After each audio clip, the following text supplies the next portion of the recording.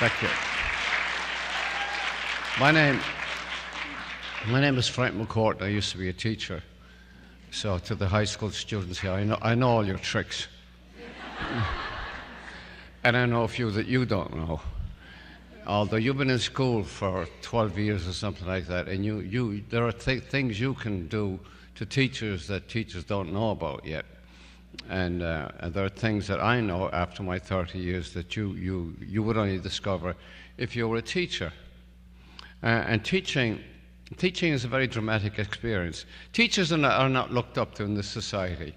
Oh, basketball players, even if they're the Knicks, who don't win anything, they're looked up to because they get paid big money, and movie stars get paid big money, and we want to know what Brad Pitt is doing, who he's going to run away with next, and how many children he's going to adopt from Mongolia.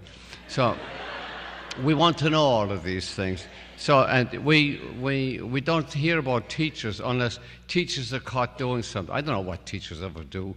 It's just kind of a sinless profession.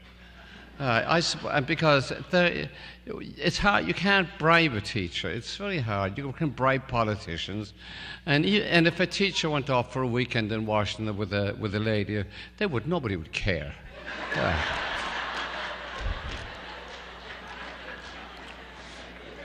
But when you're teaching, especially if you're teaching English, you're always gathering material, because the one thing about teaching is there's something always going on in the classroom, and you know it. There's something always going on. You're always up to something. Passing notes and falling in love and being hungry and eating your lunch under the desk. Jonathan, will you sit up? Whoa. That's a word that's not in the dictionary. Whoa. I don't do that. Or you go home in the afternoon, you might have a school bag and you drop it inside the front door, and your mother says, "Excuse me." They have their way of saying, "Excuse me." Whoa. Whoa. She knows what it means. The bag. Whoa. Whoa. And she wants you to pick up the bag and take it away. I'm not going to pick up your damn bag. So these are little tensions in daily life, in school and at home.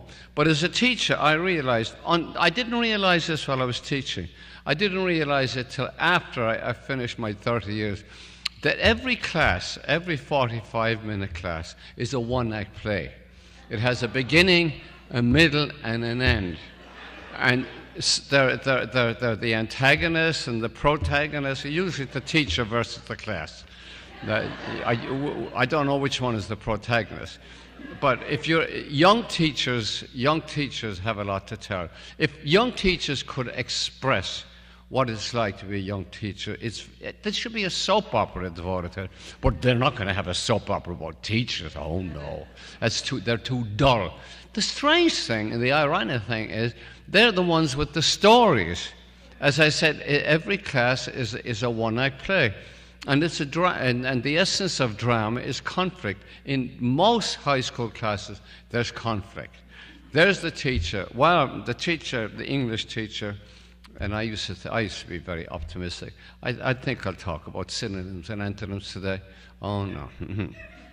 If I wrote on the board synonyms and hey, yo, teach, you Scotch or something, you grew up in Ireland and all that. Did you go out with girls in Ireland? No, we went out with sheep. What do you think we went out with? So all of this, you have all of this stuff. If you have, and we used to have 35 kids in a class, so that's 5 times 35, that's 175. I'm an English teacher, not a math teacher. That's 175. And there they are, and each class comes in, and a lot depends on the time of the day. If the school day starts, as it did with me, at 10 minutes past 8 a.m., and I had a class of seniors, that was the hardest thing of all, because teenagers in general, but seniors in particular, don't go to sleep. They go into a coma. And all over this country, every day, there are early morning dramas in every family. And somebody's saying, Joey, I'm calling you. Whoa. Whoa. Get up. Come on, get up. You want some cereal? I'm sick. You weren't too sick to stay out till 2 o'clock in the morning with your friends. And then he comes tumbling into the kitchen and he doesn't want anything. He's grouchy. And he's, I like to get a job. I don't want to go to school in the morning. So, and that's it. And then they come into the classroom. And here's the innocent teacher standing in front of 35 seniors who have just an hour ago been yanked from the jaws of sleep. And they come in, and some of them are wearing their hoods over their head, and they're carrying bags, and they're grouching, they're hungry, and they're in love. And they sit down at the desk, and they don't want you talking about synonyms or antonyms or anything. They want you to leave them alone. And then it's the job of the teacher saying, hey, Mikey, sit up. So this is teaching. This is what they call teaching English. This is a word I still haven't found in the dictionary. So this goes on all the time. It's not like college teaching, where you go in, the professor goes in. Professor's going to talk about Shakespeare's history plays or something like that, and he goes or she goes up on the platform, and the class immediately comes to attention, and they have their notebooks and they're listening to this professor, and this professor has great power. He's going to lecture, or she's going to lecture, and then there will be a midterm, and there'll be a fine, and you do a term paper and all of this stuff, and there are no discipline problems. There's none of that in college. Because the professors will cut you to pieces and fail you, and then your life is over, and nobody will want to go out with you anymore because you're just a college dropout. These are the things. These are the things. These are the things that the high school teacher faces. In my case, my dream, and I had the dream, and that's the thing that has to be kept alive. If you have the dream of writing, don't let them stop you. Don't take negative criticism. Tell them, shove it. Yeah. Because it's the job of some teachers are negative. Some teachers are hostile to you because they want to write themselves and they let it slip, and now they know all they're going to do is spend the rest of their life teaching. But if there are some of us who had this dream and scribbled in notebooks, and I think that's the best piece of advice I could give anybody, any young person who's dreaming of writing. The notebook, the pen, the scribbling, scribble, become a peeping Tom. Look in people's windows. Listen to people on park benches. I love listening to old people on park benches because they're always talking about their ailments, and particularly constipation. They have cures for constipation that are heroic. So the material is everywhere. If you're a kind of a reporter, as I said, you're a peeping Tom, and your ears cocked to every keyhole.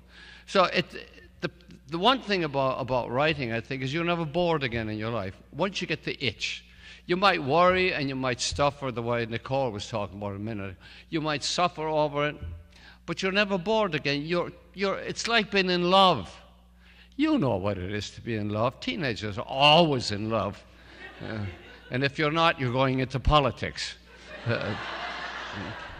So you scribble and you scribble and you scribble. It doesn't matter what you scribble. Don't worry about the form of it, about the style or the tone. Just get it on paper, things that people say, because nothing is significant till you make it significant. You probably forget last night's dinner, but if you recall last night's dinner and you write about it, then that's memorialized or made immemorial, or you'll never forget it. Last night's dinner, a date you went out, falling in love, a fight with your father or your mother, your brother, anything.